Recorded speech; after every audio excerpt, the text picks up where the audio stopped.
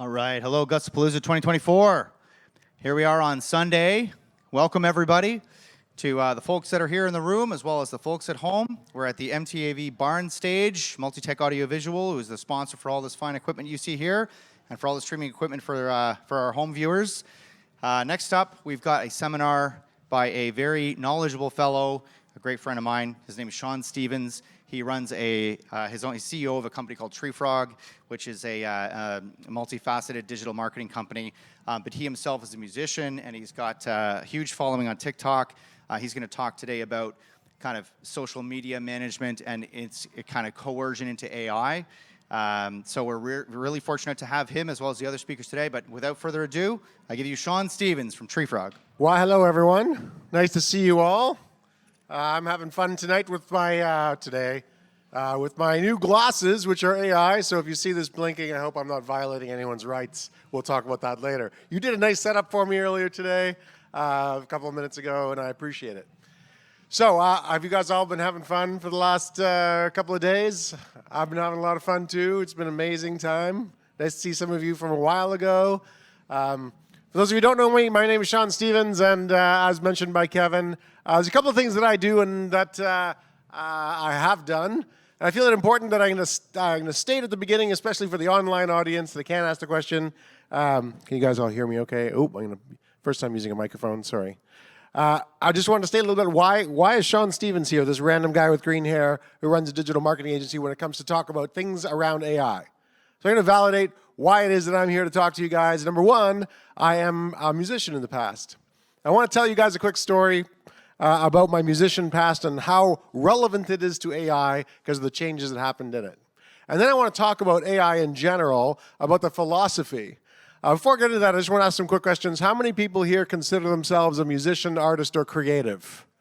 So we have a few here. How many are scared about the idea of AI ruining their lives as a musician, artist, or creative? Only one. Okay, that's a good sign. That's a good sign. How many are excited about the prospects of what AI is going to do? My people. How many people have used AI to make music? No? Okay.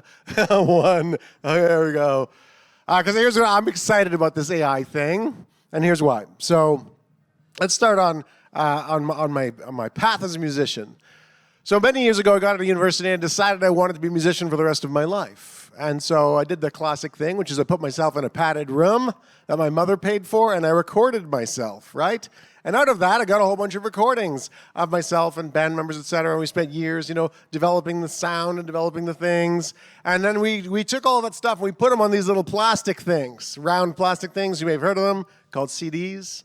Anyone remember those? Anyway, and there's a clear business model back then. The business model was you'd go play a bar, right? And as you walk around the bar, these plastic things, which cost about 30 cents to make, you could sell for 20 bucks. And you'd be like, hey, you want to buy a CD? Do you want to buy a CD? Do you want to buy a CD? And if you were good enough or inspiring enough on stage, you would make that $19.58 or whatever it was in profit, because your mom paid for you to be in the padded room, right? And that money, if you could sell 5 of them, that's better than minimum wage. So if you had 4 people work in the room and you could sell a bunch, then you could actually do better than your average, working at a 7-Eleven job. Suddenly, it made sense to become a musician. Plus, there's this possibility that you knock it out of the park and you become a super crazy famous person and then the CDs just roll and sell for you. That makes sense, right? So this business model starts to make sense, and then something happens in the late 90s, for any of you who's that old. You'll remember that there was this huge shift. And the huge shift was simple. Is I'd go around and be like, hey, you want to buy a CD? You want to buy a CD? And somebody eventually would say, no, I'm going to stream it off Napster. Anybody go through that? I actually wrote a song called Soul Shock, which was about people stealing my songs, which is actually our first sort of song that made it on college stations and started to get some traction. And it was about the fact that people were stealing my music because I couldn't make money off it in the old way. Isn't that fascinating? So fast forward to today, I have a room filled with CDs, and yet everybody listens to my music typically on TikTok. They don't even get to Spotify, which I think is fascinating.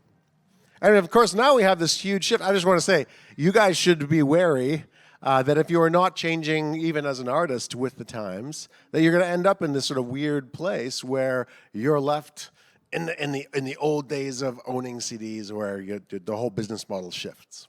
There's this huge and fascinating business model change that's going again. So the reality of AI is this.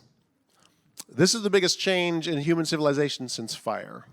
So somebody once said to me, the biggest change that happened to human civilization was fire because the human brain changed. When we ate things that have been cooked, it changed the way that we think. And now, we're back to changing the way that we think. This is bigger than the internet, bigger than anything else. This is a huge civilization shift.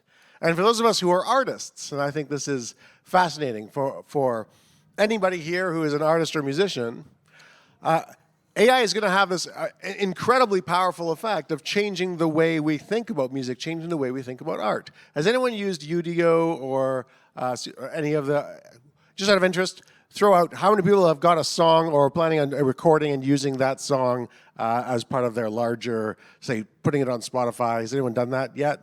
With AI you have? Has anyone posted something like a real song using AI yet? Yeah? How's it gone so far for you?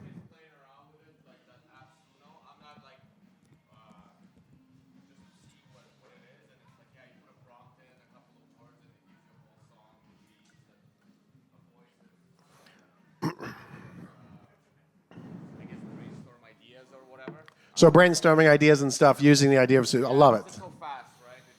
Okay. Check. And things like that. Amazing. So you can use it to make music. How many people have used ChatGPT? Everybody use that? Amazing. How many people used it today already? A couple, yeah, at least one. So listen, anyway, does everyone understand what a GPT and what this massive shift in civilization has been? I want to just take 5 minutes right now and explain what the big shift has been so we're all on the same page. And I need to come back to Suno and some of the other music and the changes in philosophy. So the first concept here we have is the massive shift that is GPT. That stands for Generative Pre-trained Transformer. Now, AI has been around for a while, and I've been deeply involved in the AI space since about 2014. We started building models at my company, TreeFrog, to do things. And the idea was we'd take a bunch of things, we'd use it to predict what the future thing would be. So take a bunch of pictures of a face, and we'd use the prediction of the face to figure out what a future face might look like, something like that. Now there's been a huge shift in even AI, and that's the Generative Pre-trained Transformer. So let's talk about what this concept is. The first, and you probably have heard of ChatGPT or ChatGPT, which in French means cat I farted, for those of you who are aware. So ChatGPT is simple. It's GPT concept. The P for pre-trained. So let's pre-train something. What we're going to do is we're going to take all sorts of books, and we're going to put those in a big pile. We're going to take all sorts of magazines. We're going to put that in a big pile. Everything we can find off the internet, we're going to put that in a big pile. We're going to take everything off Reddit. We're going to put it in a big pile. Now we have this huge pile of stuff. One at a time, we're going to take everything out of this pile. We're going to put it down on the ground. We're going to draw a little picture on it. Take the next thing, draw a little picture on that. Take the next thing, draw a little picture on that. And what we have now is a giant set of patterns, right? From that pattern, which is a pre-trained pattern, out of that stuff, I can now generate stuff. Here's an example. Later on today, I'm going to pick my kids up from... Did y'all hear school in your head? Not all of you. Depending on if you have children or not, you may have thought the bus, you may have thought jail, depending on how bad your parenting is. Anyway, the idea is we have this thing that can create stuff using a model, so pre-trained generative.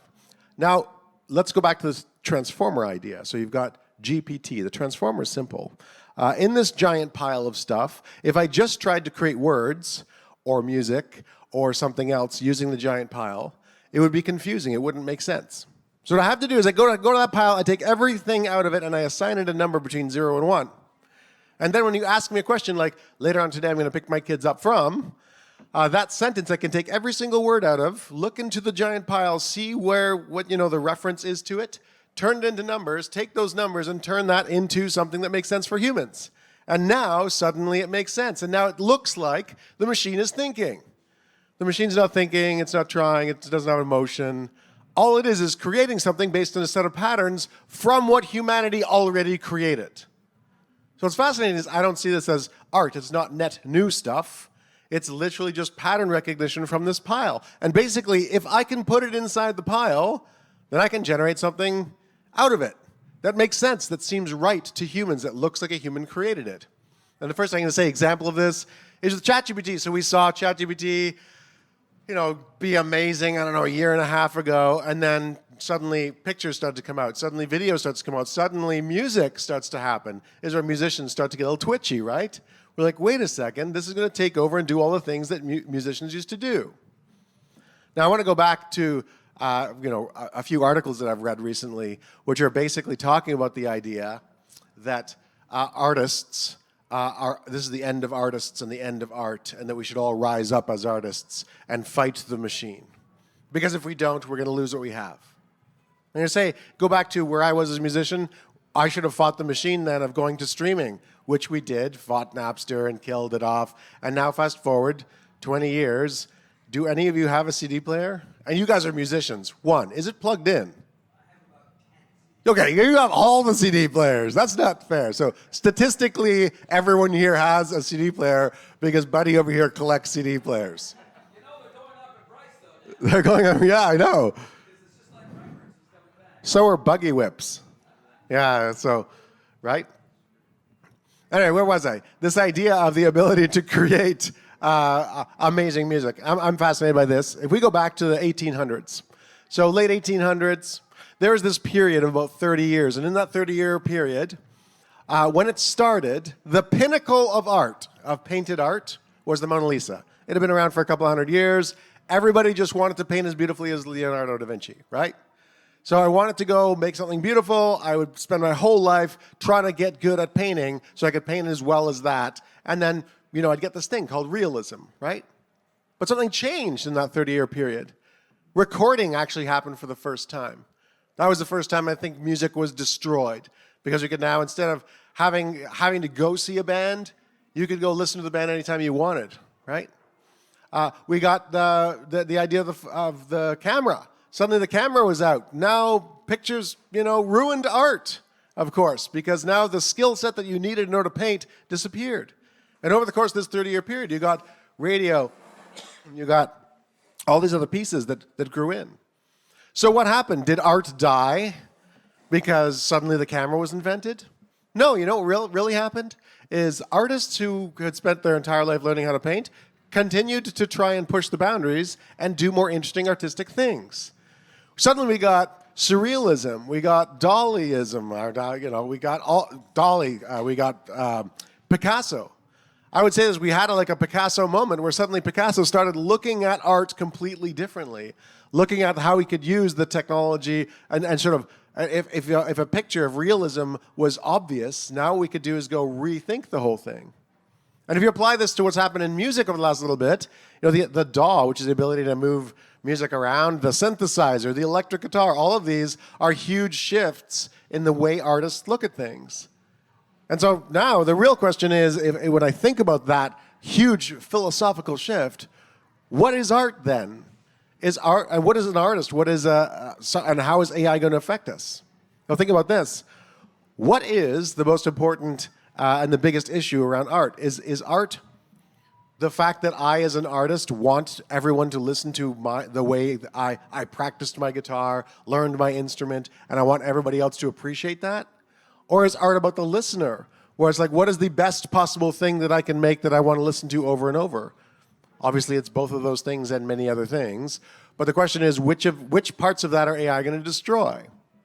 When I look back on the Picasso moment, which is this huge change in civilization, the way the photography and recording changed music and art, what happened is that shift changed the way human beings think. Suddenly we started thinking outside of the box. We started thinking about things in new ways. And suddenly we started to explode, and things like the internet started to get invented as a result of the change of the way human beings thought, as a result of the fact that the camera was invented. Does that make sense? So now we have this new shift. This amazing shift with these new technologies. Let's talk about some of those. So Suno, you've played with that one. So has anyone heard of Suno? Has anyone used Suno? A few. Who has never heard or used Suno? Okay, this is amazing. So go to suno.com, I believe it is.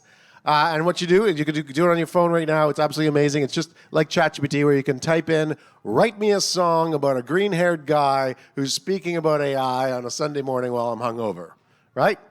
And what will happen is, and then you pick, I want it to be rock and roll, I want it to be 3 minutes long, and it will actually make you a song that's pretty frickin' good. And then I can actually have it split that into stems that I can actually then go use elsewhere. So the fact that I can go make a song as fast as I can write a letter, as fast as I do, that kind of ruined art. Kind of. But if you go back to the thing that I was just saying, which is AI is just a pattern recognition pile, it's not actually changing art at all. In fact, art, the entire artist where we are, is looking for a giant upgrade. We just haven't figured out what the Picasso thing is going to be. So I'm actually here as sort of a Canadian, challenging Canadian artist to say, look, let's not fight. Yes, let's fight back against AI in the way of copyright, et cetera. But let's also think big about what the possibilities could be in art with a thing like Suno. So now imagine that I'm going to say this. My father went to go see the Beatles in Toronto, obviously many decades ago. And he sat in the audience and could not hear the Beatles, because the Beatles are at the front and their guitars and their guitar amps were not powerful enough to play to the whole audience. And he was sitting not at the back, he was sitting close to the front and their guitars weren't loud enough. What happened to technology? Suddenly, you could look at this. Look at the amazing technology I'm surrounded by in a barn, right? I got the most amazing sound and it's being broadcast all over the world. Hello, Japan, wherever the camera is, right? That changed the way musicians could now communicate to people. Suddenly we had the internet. Everybody freaked out. This is going to ruin artists. It did ruin artists in many ways. But we changed. We adapted. And suddenly we're on Spotify. We're using TikTok. I had 30 million people hear my music last year. They could never would have imagined that happening, and wouldn't have happened if not for the internet, because I ain't no famous guy, right? I'm just a guy with green hair. So when we think about that, let's go back to this sort of huge AI shift that's happening right now. We've got all of these artists banding together and saying and fighting back against the concept of AI and how it's not necessarily a good thing. Whereas I think we as artists are just at the edge, at the precipice of a huge, fantastic shift, and it will open our eyes and open our abilities to do new things. Let's talk about some other stuff around AI usage. So you guys have probably heard that there's a song written by Drake, hypothetically, that went to top 10. He had 600,000 plays before they realized it wasn't Drake, it was AI driven. Has anyone heard this? And so they yanked it because they were like, there's a copyright infringement and they're using Drake, etc. Now, this wasn't Suno. This wasn't, I pressed a big red button and suddenly Drake's music was created and they used that to make $1 million. No, this was a super talented producer who produced a song that sounded like Drake, sang the song exactly like Drake would, and then used AI to just change the stem of his vocal and then put it out there as if it was Drake. Now, I've listened to this song a dozen times. I cannot remember it to save my life, which in my head means it's not really that great. The reason why it exploded was because of a new Drake song. It had Drake and The Weeknd on it, I believe. So that's fascinating because back to copyright, as you were hearing before, should somebody be able to steal somebody else's voice and use their voice and claim to be them? Obviously not. That should be illegal. So there should be a line there. But the idea that could happen, now I could take my voice and I could write better and more interesting and more edgy music the way we currently are doing it and use AI to get farther, faster, do better. So then the question comes back to, am I an artist, a musician, or creative? Is what I want to enjoy my instrument, to enjoy my voice? If the purpose is for me to get my emotions out, then the purpose of AI isn't going to help me. If the purpose is to help the listener, there's a huge opportunity here to do amazing things with art and AI working together. So, I think of this big, what is the next big shift? So let's talk about some of these technologies. We've got Suno and Udio. Those are the two. Make a song, type it in, get a song out the other end. There's other ones that will allow me to, there's 12 of them now, that I can put a song in and it will get all the stems for me. And I can get those stems and I can use those stems or remix those stems or rethink those things. And perhaps there's an artistic opportunity or thread in that. There's the ability to take pieces, take my voice and I can turn myself into a child, into a woman, into anything else, just by using AI to change the general aesthetic of it all. And in the future, obviously, I'll be able to say, here's my song, I want a guitar solo. And then instead of having to go find some guitarist and get them into a studio, make them play 100 times, I could get them in, work with them, work with their talent, get some really interesting stuff, and then get the exact solo that I can see in my head. Has anyone gone to write a piece of music and you've brought a musician in and you've worked with them for hours and hours and hours and you still can't get them to see what you see in your head? And can you imagine suddenly if we could actually get the things, the real artist things that are in our heads out? And if we could do that really quickly, and that will change the entire way that we work, and we're imminently there. We'll be there in the next year. I want to stop right here for a second. Does anybody have any comments or questions around this? We had a lot of fun last year. Sir, I can see you itching to say stuff. So jump in. The issue there Water's then warm. is someone is going to be out of work because that session guitar player is not going to get paid to do that job. So there will be repercussions, obviously. Someone will benefit and someone won't. So I know a lot of session guitar players, as I'm sure you do. Too many. Yeah. How many of them full-time make all of their money off as a session musician right now? These days, a very small percentage, especially in Canada. I mean, if they were in Nashville, that might be a different story. Right, So. that would be different. But then you'd have to live in Nashville, which is the armpit of the world. Anyway, I'm fascinated here because knowing studio musicians, which I would say 20, 25, 30, 40 years ago, could make a damn good living as a session musician. I don't know many that can do that right now. Even like musicians who blow my mind can't do that. Something happened along the way with technology and the way, a DAW works and the way I can take different sections and strip out the right guitar solo. Where they make their money now is on stage. Right. Every one of them are doing. If there's a couple of good drummers around, they're in 5, 6, 7 bands, and they're making great money right now. Exactly. Now, you take one of those musicians and you give them the power of AI behind them. There's a TED Talk that just came out, and it's an artist on stage. She's an artist, and she has an entire band behind her that actually uses AI to dynamically do stuff. So dynamically add people singing. So as she's making it up on stage, AI is actually live creating things and giving it to her. Now, I imagine that session guitar player could now go play a cafe that they couldn't get 4 people. Cafe can't afford to pay 4 people. But they can afford one person to come in with AI, and suddenly we have an explosion of opportunity for live music again, if we think about it differently. Anybody else? I love this. Sir, with the glasses. So in your presentation, you talk a lot about adaptation and how humans are going to adapt to like new types of AI.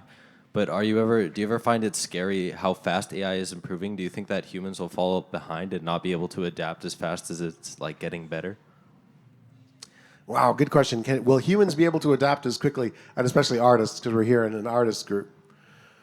So I guess I would go back to, have humans been able to adapt to electricity fast enough? So this morning I heard about a band that plugged their gear in, and when they plugged their gear in, the generator was wired incorrectly, and it fried all of their equipment. That happened this morning, not here at Gussapolooza, somewhere else. And as a result, the electricity kind of has ruined their ability to play for the next couple of weeks and make money, etc. So electricity, I like to think about electricity the way humans, the way AI is being adopted right now, the way we adopted electricity is in the same way. So when we first discovered electricity, literally Thomas Edison, who was one of the sort of founding members of electricity, was going around the world electrocuting cows to show people how horrible and dangerous electricity could be if not done by the right people, right? And the truth is a lot of people did die in the early days from electricity. In the early days, electricity was just like a wire attached to your house that came direct right down to whatever, like everything was hardwired in. So if I had a washing machine, it was hardwired in. And what happened is if the washing machine was going because the electricity came on and I by mistake got my arm in it, the only way to turn off the washing machine was to cut it off with an axe. And so what happened was we eventually developed all these safeties, right? So we developed things like switches and plugs and other things, and we learned to adapt to electricity. We ended up taking, in the old days, there were just copper wires running along the edge of a building. And if you, by mistake, touched one or licked one, you'd die. Well, now we've put a sheath over it with plastic. We've stuck it behind a wall. And, the odd musician's entire set of equipment gets blown up. The odd, house or barn burns down because somebody plugged in the wrong thing. But for the most part, everybody in here is okay with electricity and believes it's made their life better. Do you believe that? Yeah. Right? So the fact is, if we believe that electricity is going to be good, the problem is how quickly can we adapt? How quickly can we put the safeties in place and learn to use electricity effectively without killing off too many people? Would you agree that that's sort of the same question? Is it? Yeah. So now the question is can we move fast enough to deal with AI? The benefit of the cool part about working with AI is that you can actually use AI against itself. So you can actually make sure that AI is being developed in a safe and a productive way. And there are people like myself I've literally sat down with a member of parliament in the last month to talk about AI and making sure that there are safeties and places, things in play. I think the last speaker was talking about the fact that we in Canada have some problems around AI. Like we're lumped in with Russia, Belarus, and North Korea for being the only countries that don't get the latest versions. In fact, we're versions and way behind everybody. And that's because of regulatory uncertainty in Canada. But I think that's the big step that we have to do as a society. We have to get together and say we want AI and we want it to work together to benefit humanity, and that's how we adapt. That was a complex question. Did I answer it well? Yeah, that was a good answer. Thank you, sir. Any other questions about what I was saying? Sir, yeah, in the back. It's kind of more of a comment that more than anything else, but like I feel that speaks to some of the anxiety that some people maybe in this room might feel about how AI is going to impact their lives. The session guitarist that's not going to be able to be in as many sessions anymore. I think that a lot of the time that the fear for things like ChatGPT and Suno is that you're going to have people who aren't in this room, who don't make music, who simply own a record company or simply are wanting to sell a CD and think that oh, cool, I can save money and I can just have this do the job of a musician. And I think that what a lot of people should understand is that the product you get is not usable in the way it is. You can't just put in, like what you were saying about Suno, it doesn't sound like Suno's going to give you a song that is like ready to go up on Spotify. It still sounds like you need to do work. Is that kind of would you agree with that? So, again, it's the belief, so we'll see what happens over the next couple months and years. I don't think, there are people who believe that AI will get to a point where it can make things so creatively amazing so quickly that we actually as human beings, I think it's called a wirehead, will get so entranced by this amazing music and like you'll sit in front of Netflix one night and you will never get up because it's so good. Like, I just don't think that's going to happen. I'm inclined to agree because there's like a natural human instinct to create that I don't think AI is going to be able to kill. Absolutely. So let's go back to that session guitars for a second. I want to talk about that and just unpack that a little bit. So my family had a farm. I spent the first 6 years of my life on a farm. And the farm went bankrupt because of changes in the way farms worked. And if you look back 50 years before that, the percentage of Canadians that were farmers, anybody want to warrant a guess here? It was 60% of Canadians were farmers. Fast forward to today. Do you know what percentage of Canadians are farmers today? 0.5%. 0.5%. That's a huge shift, right? My family lost the farm. I got to tell you, I'm okay with that because shoveling crap for the rest of my life was not what I wanted to do. Instead, I get to sit around a computer and build websites and make technology work and do musical things. Anyway, when I think of that as the way that as musicians have happened, one of the questions I have is like the session guitarists, are their lives going to get ruined? Well, I've been a session guitarist, show up at a session.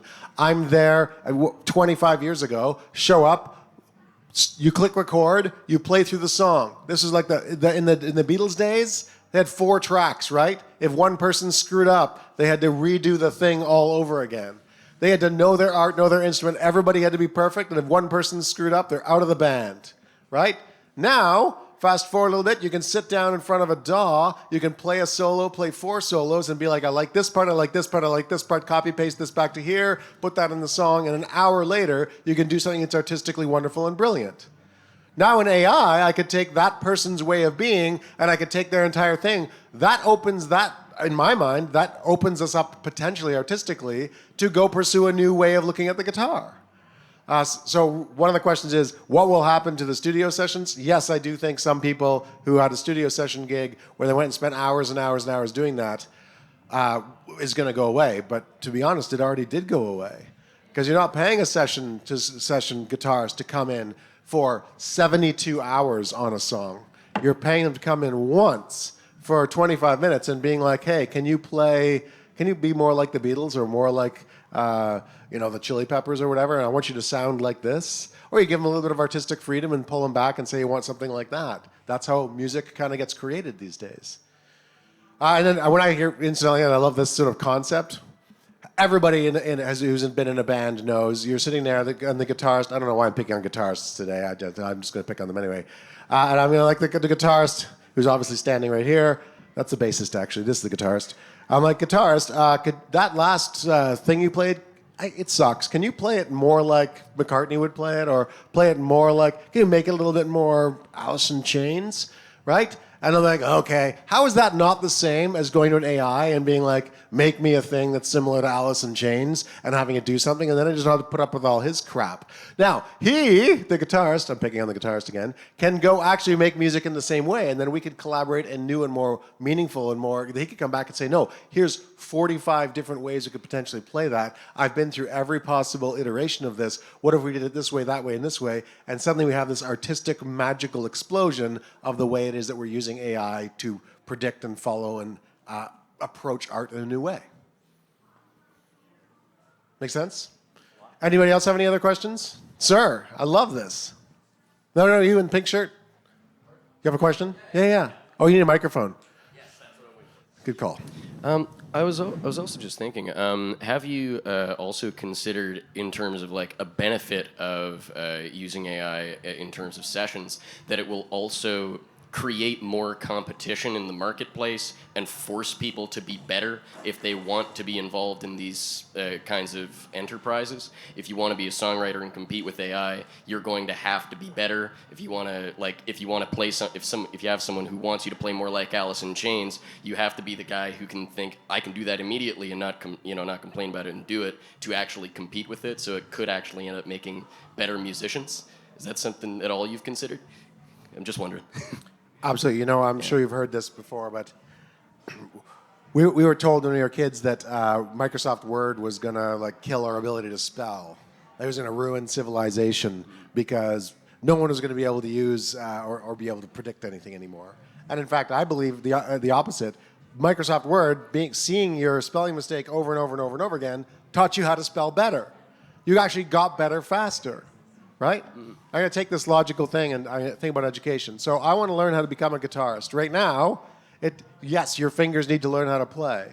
But you still have to know what was wrong, what's another potential chord, where else could I go? And if you look at some of the cool apps right now using AI, they'll actually figure out what chord you're playing and make recommendations on what other chords might be nice with that. That's better than you could learn faster than you ever could before to do the same things. You still have to teach your fingers how to play. There still needs to be that thing in your body. But the fact that there's something there to help you along, so imagine the education of the future. So right now, you want to go get a degree. It takes 3 to 4 years, right? You sign up for however long that is. So what happens is I got this giant pile of information. What I could instead do is I could take the 3 years of information, give it to AI, and go hold my beer for a second, then ask another AI, could you look at me as a human being and tell me the best way that I could possibly learn, the fastest way that I could possibly learn, and have it predict the exact type of person that I am to learn, and then go back to the pile of data that makes me, and take that pile of data and make the exact fastest, most incredible course for me to learn that 3 years. And I could ask it, can you make me learn this in a month? And suddenly I could get a degree in a month and get all the relevant information, not be bored, because it'll find the delta of the stuff that I don't know and get me there. Now imagine that for every instrument. Yeah. Now okay, I don't want to learn drums. I don't want to sit down with a drum instructor and start at the beginning and go through the whole thing. I just want to sit down quickly and go bang, bang, bang, and the AI to say, here's how you can learn how to play the drums way faster. Wouldn't it be cool if I could now learn all the instruments? And now I'm going to be a better session guitarist because I know what to say to the drummer and I know what to say to the bassist. Wouldn't that be cool? Yeah. So yes, love it. I think it's a huge and interesting concept. Anybody else have any questions? How much time do I got? Yes, there's a question in the back. No? Oh. 5 minutes. 5 minutes. Okay, well, let me just end on this note. I think this is going to be the biggest single change in human history. Some of the major changes that will happen as a result of all of these changes include changes in relationships. because the entire scene of dating, the entire scene of the way we communicate with one another is about to change. Medicine, how long we live. I'm not sure if you guys have heard, but by 2030, if you've lived that long, AI will have probably solved most illnesses and most problems, and you will probably solve aging somewhere in around 2050. And as a result of that, we may live forever, which gives us huge opportunity to do other artistic endeavors. You think about the change on religion, let's say. We're going to have, well, right now, pastors and priests use ChatGPT and AI to write their sermons. Like, it's changing the way we look at that. Think of the way death happens. Right now, we could take John Lennon's videos of him recording, some of his pictures and stuff from him, the letters he's written, all the things, put them all together, and actually have an AI John Lennon that anyone could go talk to. You could take a loved one, take all of the information about them upon their death, or if they've already died, put it into an AI, and use that to continue your conversation in the future. Which means every single one of you is not going to die anymore. You might leave meat space, right? But your cyberspace version of you and the way you think and the way you are is going to continue. So on the concept of copyright, to me, what makes you unique as a human is that what makes you beautiful. What makes you unique as an artist is what makes an artist amazing. That uniqueness isn't getting taken away. It's only going to continue in magical and new ways. And we're at this meaningful point in history, which is literally this year, which is the big shift in human civilization, which using AI is going to allow artists to do new and explosive things. We're about to have our Picasso moment. I can't wait to see what artists actually do if we stop fighting against AI and start working with AI, and how we're going to use it differently. And that doesn't mean the guitarist is fired. That means that the guitarist needs to relearn how to use those tools in a meaningful way to become a better artist. The way they use the electric guitar to play it to a lot more people. The way they use the synthesizer to, continue and change music. The way you use the DAW to not have to bleed your fingers out to try and get that one stupid solo perfect, right? I mean, that doesn't say that you still can't do that. You can still sit in your basement and just play guitar into a single microphone, or you can rethink the way you use all of technology and get a lot farther thanks to these new technologies. Thank you guys, really appreciate it. Hope that was a lot of fun. And reach out to me afterwards if you want to keep talking about AI and cool things. Thank you.